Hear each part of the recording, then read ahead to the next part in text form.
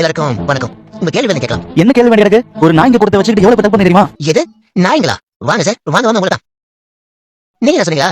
நாய்ங்க கூட்டனே. Very good. கடைசியா எப்போ ஒரு நாய்க்கு சோறு வச்சீங்க? 2 நாளைக்கு முன்னாடி? ஒரு 4 நாளைக்கு முன்னாடி? வாழ்க்கையில ஒரு நாய்க்கு சோறு வச்சிருக்கீங்களா? வச்சிருக்கேன் சார். பெடிகிரி வச்சிருக்கேன். இந்த நாய்ங்க ருசிக்காக பெடிகிரி சாப்பிடுவாங்களே சார், பசிக்காக சோறு சாப்பிடுவாங்க. போய் வந்தானே. போன வாரம் டெல்லி சுப்ரீம் கோர்ட் 5000 தெருநாய்களை பிடிக்க உத்தரவிருக்கு. பின்ன தெருநாயால எவ்வளவு பேர் கடிப்பாங்க தெரியுமா? எவ்வளவு குழந்தைகளை கடிச்சு கொதறது தெரியுமா? முதல்ல குழந்தைங்களுக்கு நாய்கிட்ட எப்படி பிஹேவ் பண்ணணும்னு சொல்லி கொடுங்க. சும்மா படுத்திருக்கிற நாய் மேல கல்ல விட்டு அடிக்கிறது, கொம்பெடுத்து அடிக்கிறது, இதை பார்த்து வளர நாய்க்கு குழந்தைங்கன்னா என்ன தோணும்? குழந்தைங்க எதிரி நினைச்சு கடிக்கத்தானே செய்யும். முதல்ல தெருநாய்கிட்ட குழந்தை ஏன் போக விட்டுறீங்க? குழந்தைய பாத்துக்கிறது யாரோட கடமை? தப்ப பூரா உங்க மேல வச்சுக்கிட்டு நாய்களுக்கு ஒரு சொன்னா என்ன சார் அர்த்தம்? அப்ப நாய்ங்க மேல தப்பே இல்லைன்னு சொல்ல வரீங்களா? இங்க யார் சார் தப்பு பண்ணாம இருக்கா? ஆல்ரெடி உள்ள மனுஷன் சின்ன குழந்தை ரேப் பண்றான், கொடி போதையில வயசான பாட்டி ரேப் பண்றான். இன்னும் அசிங்கமா அனிமல்ஸ் ரேப் பண்ற விஷயம் எல்லாம் இந்தியாவில அதிகமா இருக்குது. நீங்க பண்ணல என்ன விளைவாசம் பாத்தீங்களா? நாய் கொல்ல ஆரம்பிச்சாங்க. மக்கள் வந்து விஷம் கொண்டு நாய எவ்வளவு பெரிய தவறான போக்குது. கோவையில எவ்வளவு தவறான விஷயம் இது. ஒரு உயிருக்கு உணவு வச்சு நீங்களா வந்து கேரளால ஒரு யானைக்கு பலாப்பழத்துல வெடி வச்சு கொடுத்தாங்கடா. என்ன நீங்க சொன்னீங்க? கர்ப்பிணி ஆடாது என்ன சொன்னீங்க? எல்லாரும் என்ன சொன்னீங்க? கேரளால என்ன நினைச்சு? கேரளா ஒரு பெரிய அழிவு வந்துச்சா இல்லையா? என்ன சொன்னீங்க எல்லாம்? கருமையே நம்ம யானை கொண்டாங்க, அதனால அழிவு வந்துச்சு. வாய்ப்பு சாப்பிட்டு பேசுங்க இல்லையா? விஷம் வச்சு நாய்களை கொள்ற கர்ப்பிணி நாய் வந்து சாப்பிடுமா சாப்பிடாது? அது உங்க நம்பிட்டு சாப்பிடுமா சாப்பிடாது? நம்பிட்டு சாப்பிடுமா சாப்பிடாது? என்ன மனுஷனா நடந்துக்கோங்க, மனுஷனா நடந்துக்கோங்க. இவ்வளவுதான் சொல்றேன். எனக்கு ஒரு பிரச்சனை இருக்கு, அந்த பிரச்சனைக்கு தீர்வு காணு. கொலைவெறி கிடையாது.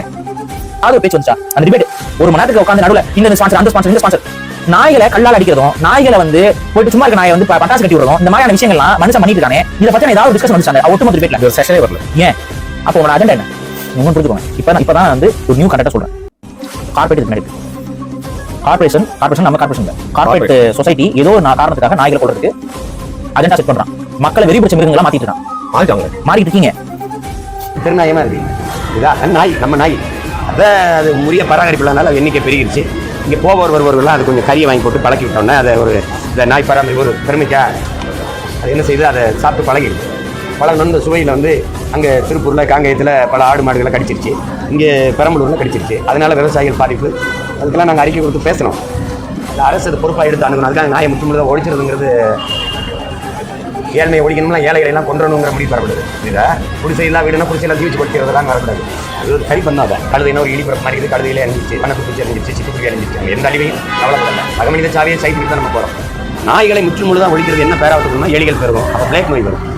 இந்த நோய் அதிகரிக்குதுன்னா அந்த நோய் வரும். எதையும் ஒரு சமநிலையில் வைக்கணும். அப்போ அதை முறையாக மாநகராட்சி நாய்களை எடுத்து அது தடுப்பூசி போட்டு பண்ணணும்.